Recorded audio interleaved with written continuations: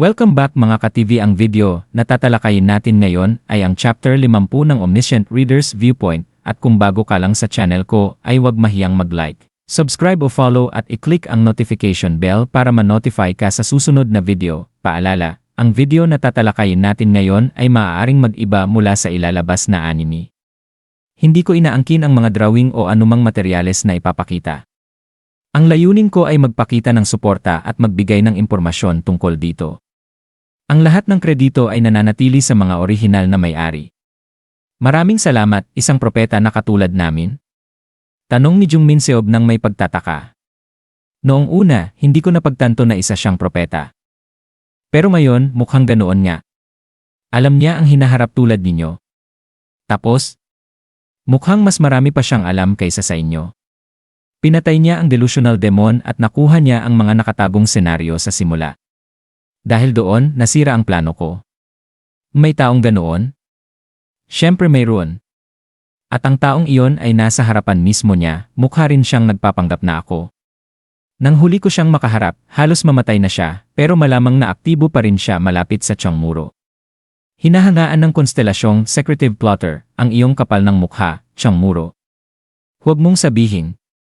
Nagulat si Jung Min Seob at agad na inilabas ang kanyang smartphone, mabilis na nagtatype gaya ni Lee Sung-kook. Mukhang ipinapaalam niya ito sa iba pang mga propeta. Matapos niya akong tanungin ng ilan pang bagay at sagutin ko ng maikli, bigla siyang napabulalas, ganito pala. Nagbago ang ikatlong regression. Ikaw nga talaga si Yoo Jong-hyuk. Malalim ang paghanga sa kanyang mukha, kaya pala nakuha mo ang babaeng iyon sa halip na ang delusional demon. Mukhang sapat na siya para palitan si Kim Nam-won. Natalo niya ako sa isang atake lang. Ang pinakamahalagang bagay ay nananatili ang kanilang maling akala. Nag-isip sandali si Jung Min Seob bago nagsalita muli. Pero matapos kong marinig ang kwento ni Yoo Jong-hyuk, parang alam ko na kung sino ang pumatay sa delusional demon. Alam mo? Nasabi ko na ito dati, pero sasabihin ko na ng maaga, hindi lahat ng propeta ay magkakampi. Inaasahan ko nang marinig iyon. Kung may 48 taong nakakaalam ng hinaharap, siguradong may ilan na magkakaroon ng magkakaibang pananaw. May mga taong tinatawag ang kanilang sarili na 12 apostol. Naniniwala sila na sila lamang ang nakabasa ng tunay na revelasyon at sila lamang ang may kakayahang baguhin ang mundong ito. 12 tao. Eksaktong tumutugma iyon sa bilang ng mga taong nakabasa hanggang kabanata 50 ng Ways of Survival. Bakit sila naiiba sa inyo? Sila mas marami silang nabasa sa revelasyon kaysa sa amin. Tama ang hinala ko, sa ngayon may 11 kilalang apostol. Sa tingin ko, ang propetang nakaharap ni Yoo Jong-hyuk Nim ay ang huling hindi pa nakikilalang apostol. Talagang mabilis silang nakaangkop sa mga senaryo. Isa itong napakaginhawang maling akala.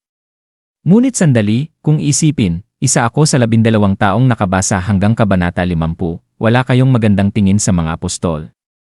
Sa totoo lang, hindi tulad namin, balak nilang gamitin ang aklat ng revelasyon upang sakupin ang mundo. Hindi ko alam kung bakit, pero parang tinamaan ang konsensya ko. Mas inuuna nila ang sarili nilang interes kaysa pigilan ang pagkawasak ng mundo sa pamamagitan ng pagtulong kay Yoo Jong-hyuk. Para silang 10 kasamaan. 10 kasamaan, kaya gusto naming hilingin kay Yoo Jong-hyuk na pangunahan kami. Pakiusap, pigilan mo sila. Ngayon ko naunawaan ang tunay nilang layunin. Sa totoo lang, medyo nakakagulat. Hindi ko inakalang kakailanganin nila ako dahil lamang sa alitan sa pagitan ng mga propeta. Nag-isip ako sandali bago nagsalita. CJ. Tinatanggap ko. Bubuo tayo ng alyansa. Talaga? Pero may isa akong kondisyon. Biglang tumigas ang mga mukha ni Lee Sung-kook at Jung Min Seob. Una, ibigay niyo sa akin ang Changsin Station. Ha? Changsin Station, iyon ang estasyong nasa itaas ng Dongmyo. Hindi ba't nasakop na ninyo iyon? Iyon pala ang target na estasyon ng Changmuro, mukhang may alam si Jung Min Seob. Sa katunayan, ito ang pinakamahalagang bahagi ng alyansang ito. Sa struggle for the flag, kailangan kong masakop ang Changsin Station. Kung hindi ko iyon makukuha, hindi ko matatapos ang ika-4 na senaryo kahit marating ko pa ang dulo ng King's Road. At kung hindi ko matatapos ang senaryo, mamamatay kaming lahat ng grupo ko, ngunit kakaiba ang naging ekspresyon ni Lee Sung-kook, paumanhin, Yoo Jong-hyuk. Talagang pasensya na po, pero mahirap iyon. Bakit?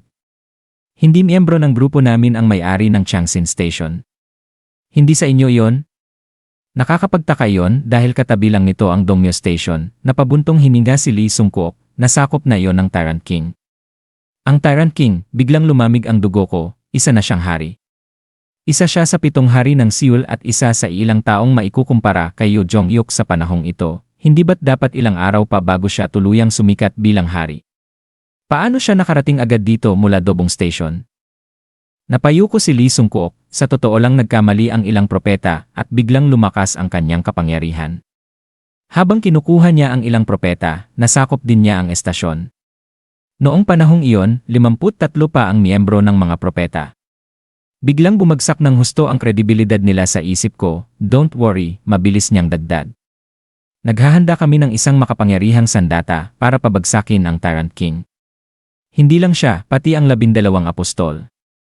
Tumango si Jung Min-seob, baka hindi alam ni Yoo Jong-yuk, pero nagsikap kami ng husto upang maunawaan ang mga revelasyon. Hindi, alam ko na sapat iyon, hindi dapat pabayaang kumilos ng mag-isa ang mga taong ito. Kailangan ko silang pigilan bago nila tuluyang sirain ang kwento, mabuti. Sa lalong madaling panahon, makikita mo ang sandatang iyon. Makikita. Bukas, gaganapin ang gabi ng mga propeta, maliban sa 12 apostol. Kaya kung ayos lang sa'yo, puno ng pag-asa ang mga mata ni Jung Min-seob, Yoo Jong-yuk, nais kong sumama ka sa amin. Matapos ang usapan, nagtipon kami nina Jung Hee-won at Lee Hyun-sung sa matutuluyang ibinigay ni Lee Sung-kook. Tinitigan ko ang watawat ng Cheongmuro Station. Sa buong hapon, naging kulay navy ang aking watawat matapos makuha ang Dongdaemun Station at Cheonggu Station. Maaari mo nang gamitin ang benepisyo ng Navy flag. Mula ngayon, maaari mong gamitin ang group chat kasama ang iyong mga miyembro. Hindi na namin kailangang mag-alala na may makikinig sa mga pag-uusap namin, maikli kong ipinaliwanag ang nangyari. Bahagyang naunawaan ni Jung Hee-won, ngunit lubos na nagulat si Lee Hyun-sung, Diyos ko alam nila ang bahagi ng hinaharap. Kaya nagpapanggap si Dokja bilang si Yoo Jong-yuk.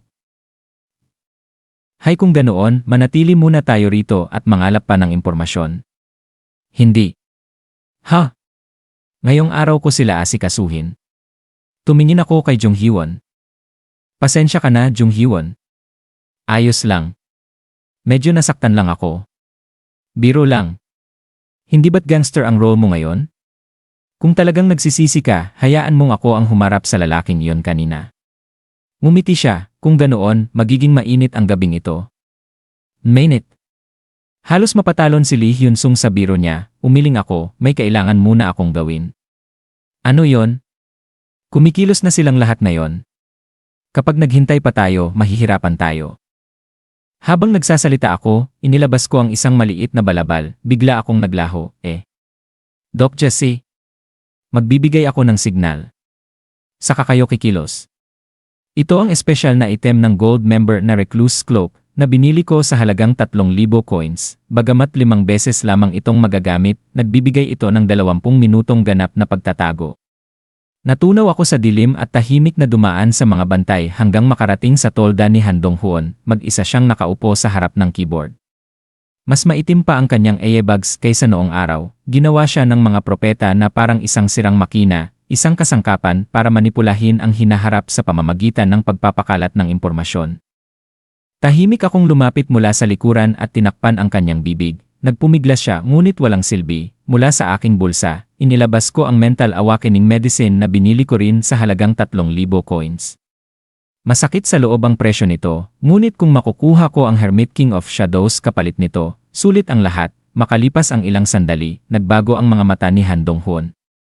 Unti-unting nawala ang epekto ng hypnosis at nagsimulang bumalik ang kanyang katinuan. Ang sponsor sa likod ng karakter na Han Dong-hoon ay nagpakita ng sarili. Ang konstelasyong Shadow Behind the Curtain ay nagpasalamat sa iyo, 500 coins ang na-sponsor.